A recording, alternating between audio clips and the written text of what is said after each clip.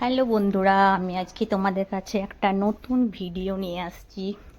সকালে ঘুম থেকে উঠে ফ্রেশ হয়ে দেখো, এবারে সকালে উঠেই তো ঠাকুরকে জল দিতে হবে।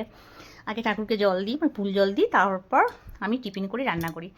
আর ঠাকুরকে জল তারপর তো কতবার চা খাই, মানে কী বলবো, এই ছোটো ছোটো কাপগুলো আমাকে কিনে দিয়েছে।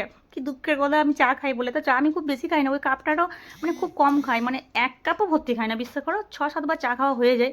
কি করবো বলো, মানে এটা আমার অভ্যাস, কোনো মধ্যে অভ্যাসটা মানে কমাতে পারছি না। তারপরে দেখো, আকাশটা দেখো, আজকে আকাশটা খুব সুন্দর হয়ে আছে, মানে ভালো আছে, মেঘলা মেঘলা নেই, ফ্রেশ ওয়েদার।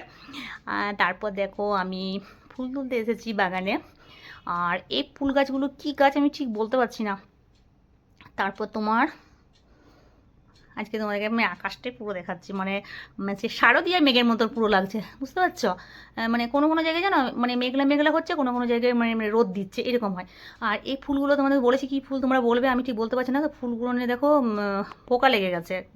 তো সেই জন্য দেখলাম যে এরকম তো আমি মানে অনেক এক গাছ করে ফুল ফুটে, তো আমি একটু কম ফুল তুলি। তো দেখলাম যে ফুলগুলো কম তুলে কী করবো, ফুলগুলো পোকা লেগে যাচ্ছে, যেগুলো ভালো সেগুলো তুললাম, যেগুলো খারাপ হয়ে গেছে সেগুলো তুলিনি।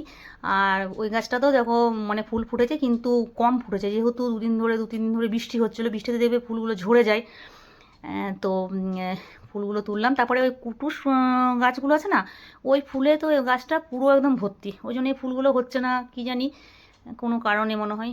যাই হোক, আমাকে তো এবারে বাগান দিকে আমার ফুল তুলে পুজো করতে হবে। আর তারপরে দেখছি, হঠাৎ দেখছি যে কলকে গাছটার কাছে গেছি, তো ওইদিকে কি নজর পড়লো, দেখছি কলার কাঁদিটা আছে, কিন্তু কলা মোচাটা নেই, মোচাটা দেখতে পাচ্ছি না।